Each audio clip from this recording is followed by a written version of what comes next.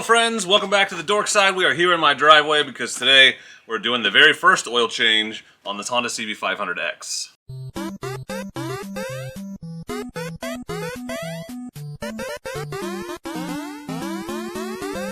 Hard to believe, but this is a 2020 Honda CB500X and I just hit 600 miles on it, so it's ready for its very first oil change. Didn't get ridden much for the first couple years of its life, but we're working hard to remedy that.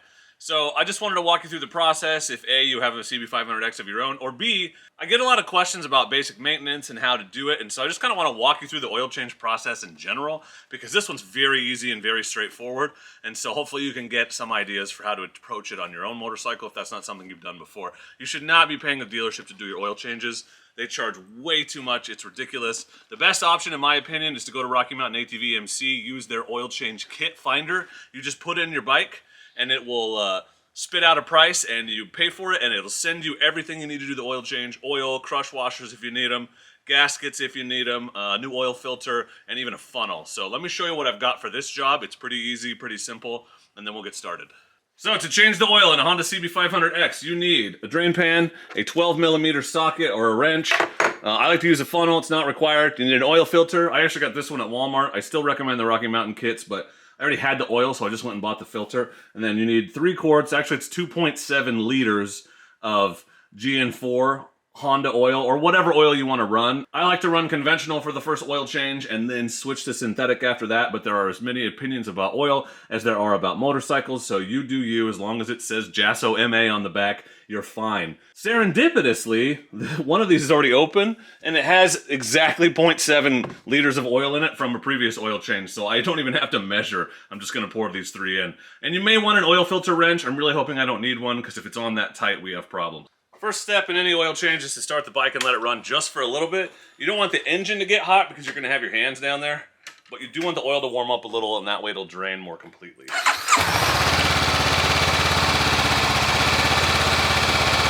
I'm going to let it run for like 2 minutes while I get everything else set up.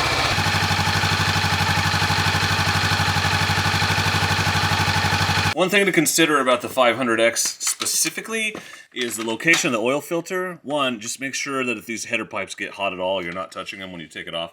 But 2, I just hosed this whole thing down because I ride this off-road in the mud and stuff, and there was just mud and gunk all around this filter, and so you really want to make sure that's clean so that when you take it off, none of that dirt or anything gets into the oil and into your engine. That'd be bad. Next thing I'm going to do is just open the fill cap and just set it on here. That just gives you a little bit more airflow, fluid dynamics and all that. And then I got to open the drain plug. So I'm going to put the camera in my hand and try to show you where it is. So I'm sorry about the shaky cam in advance. Some bikes have like a bunch of different stuff underneath, like my Africa Twin did, where if you pull out the wrong thing, you're in trouble. But it's pretty clear on the 500X. This is the lowest point. This is clearly the oil pan. And there's one 12mm bolt right there. That's your drain plug. So I'm going to put a 12mm socket on that, and I'm going to loosen it. Now, 2 things to remember. 1, it shouldn't be that tight. If it is, that's a problem. Do not make it that tight when you tighten it back up. And 2, once I get it loose enough that I can do it with my hands, I'm going to push in on the bolt while I'm unscrewing it. That keeps oil from flowing out. And that's my super secret trick to keep my hands from getting all oily. One more thing, because this drain plug is pointing back and not down, you're going to have to set the oil pan back just a little bit from it on the ground, because it's going to come out in an arc, like, you'll see in a sec. Okay, I'm on the drain plug, and I'm just going to loosen it, pop it loose. Okay, yep, perfect. This has never been taken off before, so factory spec, right? Okay, now I'm just turning this by hand and pushing in. I should have put my gloves on, but I forgot, and we're already here, so let's roll with it. And then when it feels loose, I'm going to pull it out all at once and hopefully not drop the drain plug in the pan. Well, I did it anyway. Okay, this works for me about half the time. But you see the arc that I was talking about? Definitely should have put my gloves on. That definitely looks like used oil. It was ready for a change. Also, I don't know if you knew, but I have a mechanic's helper today. This is Starbuck. Some of you have seen her already, but she's helping me. She's supervising. Say hi, Starbs. Hi, Starbuck. Got a new adventure pup. Once that oil flows down to like a trickle, I'm just going to tilt the bike up to get the rest of the oil out if I can. It sometimes sits in pockets, so moving it back and forth helps. Make sure you don't lose your filler cap. Or your drain plug that you put on your tank bag, I forgot about. Oops. So you should have a crush washer on your drain plug. This one's brand new. It looks great. So I'm just going to reuse it, but you can replace them every time if you want. It's cheap insurance. But once they start to look all smashed and bent, you should definitely get a new one. This is essentially your gasket on the drain plug, so don't forget that crush washer. But I just buy like a 10 pack of 12 millimeters or whatever and use them as I change oil. Also, if you dropped your drain plug on the ground like I did, clean all this crap off because you don't want it in the engine. Next is the oil filter. It's very easy to find here on the 500X, right on the front of the engine. And I'm just going to shift my drain pan forward underneath it. It's still underneath the drain plug on the back too. And then I'm just going to unscrew this filter. Oil is going to come out. Some of it may get on your header pipe, so some people like to put a paper towel or something here. I'll just wipe it off if that happens. These get really hot when you start the engine, so you got to be careful, especially if you're not using a wrench because you're a dumbass like me. Okay, this one's on a little tight. Maybe I do recommend an oil filter wrench, but I got it loose, so I'm just going to take it off. Don't wear gloves because this header pipe is hot. There we go. Okay, it's loose. Now remember, oil's going to come out. See that? And if I let it drain, it's not hitting the header. It's just missing the header. Perfect. Side stand is at a perfect angle for that. Let it drain. Let it drain. Yep. Always going to be a little oil in the filter. And then a little bit more. Put your filter down.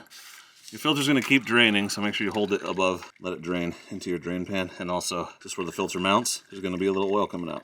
You want just a little oil from the oil pan and the new filter. And just put a little oil. You want this not to be dry. You don't want it to crack.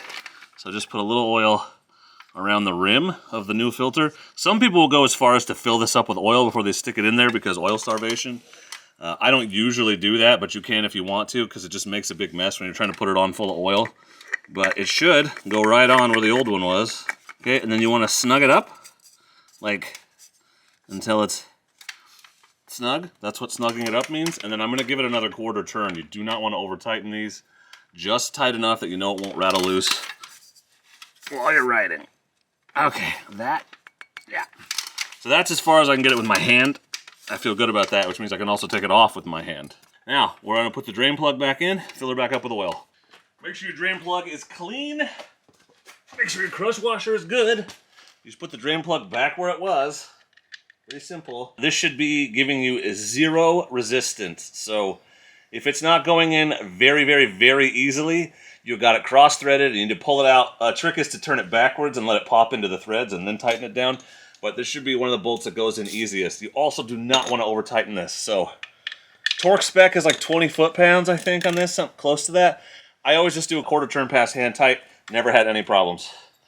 Again, I'm not a mechanic. Consult your owner's manual, but I want to be able to get it off easily, and I want to make sure I'm not over-tightening it because that is bad, bad, bad. You remember our old friend, the oil fill cap? Well, it's already off, so we're just going to take it all the way off. Just clean off the area, make sure nothing's going to go down into the engine. I like to use a funnel, especially when it's at an angle like this.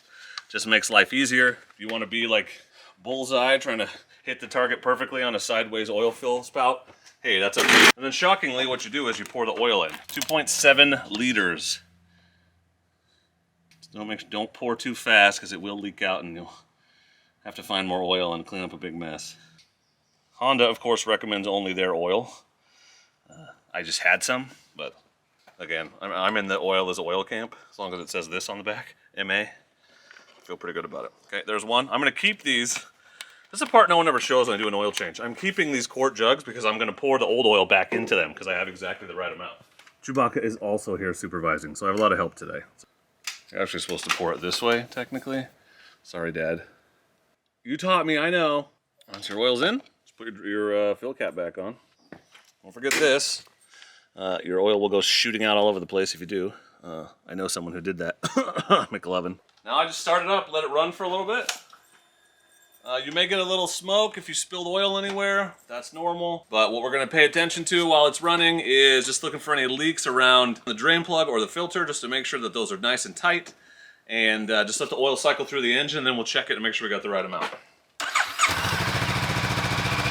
oil light should go off. Yep, almost immediately. It just did. So let the oil settle back in before we check it. While I do that, I'm just going to put the oil back in the canisters that I took the new oil out of. You're going to pour this very slowly, but I'm going to put these back in these quarts because I can put them on the curb and our garbage company will pick them up and recycle them. Another pro tip, if you're putting your oil back in the bottles it came out of, mark the bottles. I always put, can't really read that, it won't focus, but it says old on the top. Yes, it's kind of obvious that they're open, but it's also possible in a hurry to grab the wrong one. I don't want to be pouring this back in the engine. And I want it to be quick and easy to identify the ones that need to go out to the curb. When we check the oil level on a motorcycle, we want it to be straight up and down. So I'm just going to come over here to the right side of the bike. The sight glass is here. Your bike will have a sight glass or a dipstick. Most have sight glasses these days. And I'm just going to put it up vertical, straight up and down as I can get it. And look at that oil level. You want it between the two lines, but ideally close to the top. Pretty damn perfect. Honey gold, obviously new oil. We are golden. And that's it. That's how I change my oil. It's pretty much the same for all my bikes. Oil filters are going to be in different places. Sometimes they're internal, so it's a little harder because you have a few more bolts to take off. If you want to see what that looks like, take a look at my KLR 650 oil change video I made.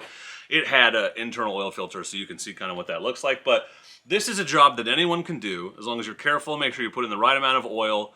Don't forget to put the drain plug in, things like that. Just follow these simple steps. Don't let the dealership rip you off. Use that Rocky Mountain kit, oil change kit. I'll link it for you in the description if you're not sure what to get. Make sure you dispose of your oil responsibly. I just like to recycle it. You can take it to any auto parts store if they don't pick it up on the curb for you.